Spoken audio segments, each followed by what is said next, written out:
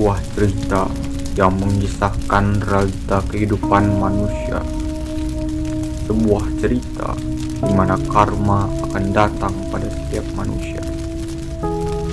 Sebuah sudut pandang yang luas tentang manusia itu sendiri. Tidak hanya hitam dan juga putih, sebuah spektrum warna yang sangat besar. Sebuah wiracarita terbesar dari India kuno. Dan kisah itu adalah Mahabharata.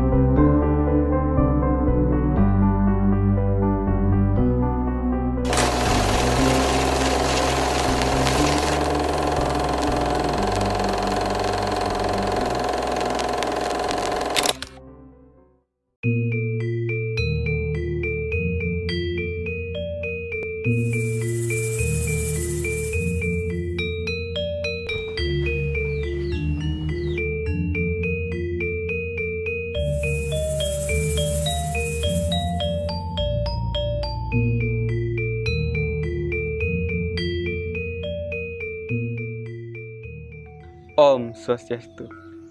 Halo teman-teman semuanya, perkenalkan, nama saya adalah I Gusti Putu Ageng Wahyu Putra, akrab dipanggil dengan sebutan Gongwah. Pada kesempatan kali ini, di video ini, saya akan memberikan informasi sekaligus mengajak teman-teman sekalian untuk berpikir lebih dalam lagi mengenai sebuah cerita atau epos yang terbesar dari wiracarita India kuno. Yap, itu merupakan epos atau cerita Mahabharata.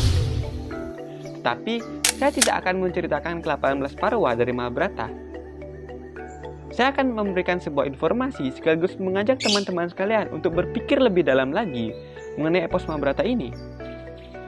Jika kita lihat dari sudut pandang yang sederhana, Mahabharata merupakan kisah yang menceritakan antara si baik dengan si jahat, dan di mana si baik adalah Pandawa dan si jahat adalah Kurawa. Tapi teman-teman, perlu kita ketahui bahwasannya Mahabharata bukanlah sebuah cerita atau epos yang hanya memiliki warna hitam dan putih saja, tetapi Mahabharata merupakan spektrum warna yang sangat besar. Kita tidak bisa menilai suatu tokoh itu benar-benar jahat tanpa kita melihat sudut pandang dari tokoh tersebut. Jadi, pada kesempatan kali ini, saya akan memberikan sebuah informasi dari epos Mahabharata yang sekiranya teman-teman tidak ketahui.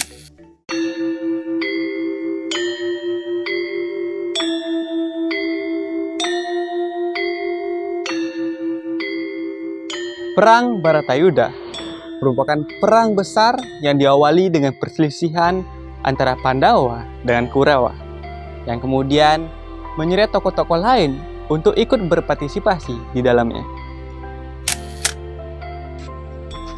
Banyak tokoh-tokoh kuat yang ikut berpartisipasi dalam perang Bharatayuddha ini. Baik itu mereka mendukung kubu Kurawa ataupun mereka mendukung kubu Pandawa. Beberapa tokoh kuat ini diantaranya adalah Karna, yang merupakan sahabat dari Duryodhana.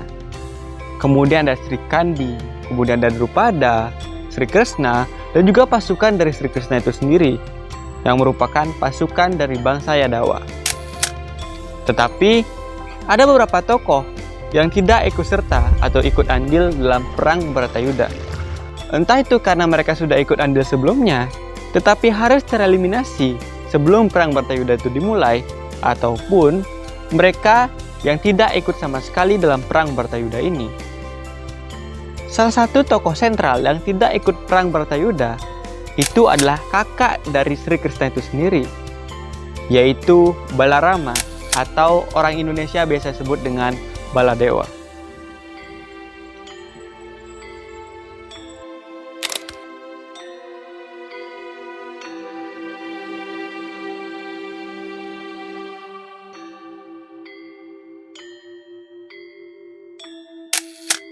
Balarama atau Baladewa merupakan kakak dari awatara Dewa Wisnu, yaitu Sri Krishna. Jika dilihat dari garis besar, Balarama memiliki keterkaitan dan juga dapat adil dalam ikut serta dalam perang Bharatayuddha. Keponakannya, adiknya, dan juga murid kesayangannya ikut berpartisipasi dalam perang Bharatayuddha ini. Tetapi, dari beberapa hal tersebut, ternyata belum cukup bagi Balarama untuk ikut andil dalam perang Bharatayuddha. Oke, Sri Krishna yang merupakan awatara Dewa Wisnu itu menjaga keseimbangan perang Bharatayuddha ini. Beliau, sebagai seorang sutradara, itu melakukan eliminasi terhadap mereka-mereka yang akan turut serta dalam perang. Perang Kurukshetra ini bukan hanya sebuah perang antara Pandawa dengan Kurawa saja, tetapi sebuah perang yang menjadi tempat di mana setiap manusia yang turut serta dalam perang tersebut menemui karma mereka masing-masing. Maka dari itulah Sri Krishna mengeliminasi mereka-mereka yang tidak ada kepentingan dalam perang ini untuk tidak ikut serta di dalamnya. Karena keikutsertaan mereka akan merusak keseimbangan tersebut. Alasan inilah yang dijadikan Sri Krishna sebagai dasar pengeliminasian setiap tokoh-tokoh yang tidak ikut serta dalam perang Bharatayuddha. Seperti halnya kakaknya sendiri yaitu Balarama ataupun tokoh-tokoh lainnya yang tidak ikut berpartisipasi dalam perang Bharatayuddha. Kita kembali lagi ke tokoh Balarama, di mana jika kita lihat dari segi kekuatan, Balarama merupakan tokoh sentral yang sangat kuat. Bahkan kekuatannya itu hanya ada 2 kesatria yang mampu menandinginya atau mengalahkannya. Yang pertama adalah adiknya sendiri, yaitu Sri Krishna yang merupakan awatara dari Dewa Wisnu. Dan yang kedua adalah raja dari segala kera, yaitu Lord Hanuman. Dari cerita tersebut, kita bisa mengetahui seberapa kuatnya Balarama. Tidak mungkin adiknya, yaitu Sri Krishna, itu menyembunyikan kakaknya agar Balarama tidak mati di medan pertempuran. Karena Sri Krishna tahu sendiri bahwa Balarama itu sangatlah kuat. Selain itu, Balarama bukanlah manusia biasa. Ia merupakan awatara dari Abdi Setia Wisnu, raja dari segala naga, yaitu Naga Adisesha. Balarama dengan kesadaran penuh tidak mau mengikuti perang Bharatayuddha, karena ia tidak memiliki kepentingan dalam perang tersebut. Selain itu, beliau juga tidak tahu mau memihak siapa, apakah adiknya atau murid kesayangannya, yaitu Duryodhana. Selain itu, dengan tidak adanya tokoh-tokoh sentral seperti Balarama dan juga tokoh-tokoh lain seperti Barbarika, kemudian anak dari Sri Krishna yaitu Samba dan juga Pradyumna, membuat tatanan perang Bharatayuddha itu semakin seimbang. Yang dimana keseimbangan itulah membuat setiap tokohnya dapat menemui karma mereka masing-masing. Baik teman-teman, kita mulai ke pertanyaan yang kedua, yaitu apa yang dilakukan Sri Krishna setelah perang Bharatayuddha itu berakhir. Mungkin pertanyaan ini dapat menjawab 2 pertanyaan berikutnya, yaitu bagaimana kematian dari Sri Krishna dan juga bagaimana runtuhnya bangsa Yadawa. Oke, kita mulai dari setelah perang Bharatayuddha itu berakhir, yang dimana pada saat itu Gandhari itu menangisi kematian anak-anaknya. Selanjutnya datanglah Sri Krishna. Kemudian Gandhari marah kepada Sri Krishna dan bersumpah kepada Sri Krishna bahwa 36 tahun dari sekarang Sri Krishna akan mengalami hal yang sama, di mana para bangsa Yadawa itu saling membunuh satu sama lain dan kerajaan Dwaraka itu habis dilibas oleh banyak. Kemudian setelah mengucapkan sumpah itu, Gandhari menangis dan memohon pengampunan, bersujud di kaki Sri Krishna dan mengatakan dia meminta maaf atas sumpahnya. Tapi Sri Krishna merangkul ibu yang sedih tersebut, kemudian mengatakan bahwa sumpah yang diucapkan oleh Gandhari akan terwujud. Sri Krishna berterima kasih kepada Gandhari karena sumpah dari Gandhari itu dapat menyelesaikan tugas Sri Krishna sebagai awatara Dewa Wisnu. Kemudian 36 tahun setelah itu, bangsa Yadawa kembali ke Dwaraka dan sedang jaya-jayanya. Tetapi di tengah kejayaan bangsa Yadawa, Sri Krishna resah karena bangsa Yadawa kini mulai berpaling dari ajaran-ajaran Dharma. Nah, suatu ketika para Brahmana itu pergi ke Dwaraka untuk mencari Balarama dan juga Sri Krishna, itu mereka dijahili oleh pemuda-pemuda Yadawa. Jadi para Brahmana-Brahmana ini yang terdiri atas Resi Narada, Wiswamitra, Dwarsa, dan juga Wasista itu datang untuk menemui Sri Krishna dan juga Balarama. Tetapi sesampainya beliau di sana, beliau malah dijahili oleh pemuda-pemuda dari Yadawa, yang salah satunya adalah anak dari Sri Krishna dan juga Jambawati, yaitu Samba. Yang dimana Samba berpura-pura menjadi seorang wanita yang hamil, mendatangi kemudian bertanya kepada para resi-resi ini tentang anak apa yang akan dia lahirkan, apakah anak laki-laki atau perempuan. Kemudian Brahmana tersebut mengetahui bahwa mereka sedang dijahili. Mereka marah dan juga mengutuk pemuda dari Yadawa itu, bahwasannya dia akan melahirkan sebuah gada yang nantinya akan menghancurkan bangsa Yadawa itu sendiri. Tetapi respon apa yang diberikan oleh pemuda Yadawa tersebut? Mereka malah tertawa dan juga pergi meninggalkan para resi itu. Kemudian keesokan harinya, hal aneh pun terjadi, di mana Samba merasa sakit perut dan dia melahirkan sebuah gada. Nah, dari sanalah para pemuda ini merasa takut dan datang menemui Sri Krishna untuk meminta ujangan. Kemudian Sri Krishna menyuruh para pemuda Yadawa ini untuk menghancurkan gada tersebut hingga ke pinggan terkecil dan menyebarkannya dan membuangnya ke laut. Tetapi kesalahan pun terjadi di mana pemuda Yadawa ini melupakan ujung dari gada tersebut, dan nantinya ujung dari gada tersebut diambil oleh seorang pemburu yang bernama Jara dan menggunakannya sebagai anak panah untuk berburu. Kemudian lama setelah itu kehidupan damai pun terjadi bagi bangsa Yadawa, yang dimana gada yang tadi dibuang atau ditumbuk itu dan kemudian dilempar ke laut itu berubah menjadi padang dom-doman yang sangat luas. Kemudian hal buruk pun terjadi ketika Dwaraka itu hanya libas disapu oleh banjir sebagai bentuk sumpah dari Gandhari yang telah terlaksana. Kemudian bangsa Yadawa mengungsi, kemudian beristirahat ke padang dom-doman tersebut. Karena cuaca lagi dingin, mereka meminum sebuah arak untuk menghangatkan tubuh. Kemudian mereka pun mabuk.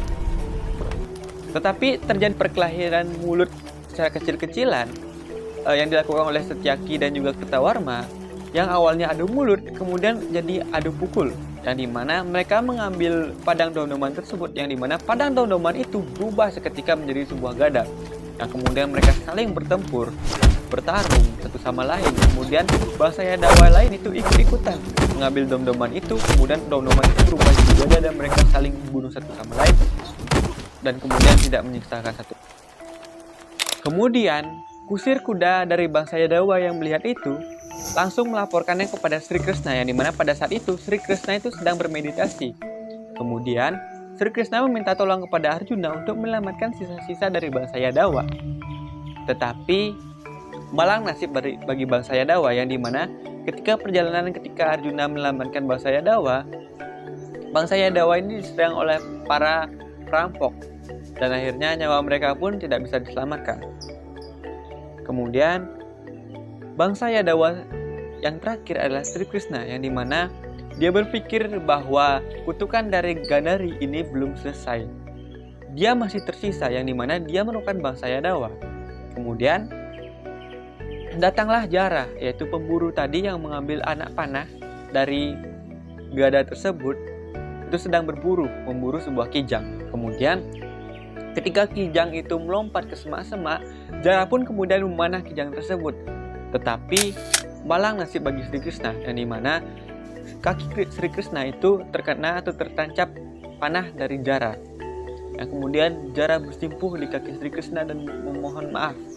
Tetapi anehnya Sri Krishna pun tersenyum dan berterima kasih kepada Jara sebagai salah satu hal yang dimana Sri Krishna berterima kasih karena dia telah menuntaskan tugasnya beliau sebagai awatara dari Dewa Wisnu, yang dimana Sri Krishna ini merupakan sebuah karmanya di masa lalu, yang dimana Jara itu merupakan reinkarnasi dari Subali, yang pada saat itu Sri Krishna itu reinkarnasi sebelumnya adalah Sri Rama, yang dimana Sri Rama pernah membunuh Subali, dan itu merupakan karma yang harus diterima oleh Sri Krishna. Yang dimana Sri Rama itu mengatakan meminta maaf kepada Subali dan bilang bahwa dia juga akan dibunuh di kehidupan berikutnya oleh reinkarnasi dari Subali yang merupakan Jara.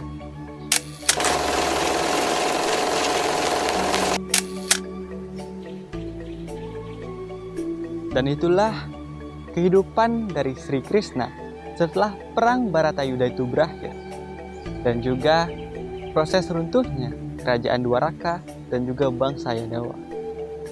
Jadi sekian informasi yang dapat saya sampaikan tentang epos dari Mahabharata atau wiracerita terbesar dari India kuno, yang dimana sebuah epos yang dapat kita banyak sekali ambil filosofinya, yang dapat kita jadikan sebagai pedoman dalam kehidupan sehari-hari. Selain itu, seperti yang saya sampaikan sebelumnya, Mahabharata bukanlah sebuah cerita yang hanya hitam dan putih saja, tetapi Mahabharata merupakan sebuah spektrum warna yang sangat besar, teman-teman. Sebuah cerita yang dimana setiap tokohnya akan menemui karma mereka masing-masing. Sekian informasi yang dapat saya sampaikan. Terima kasih.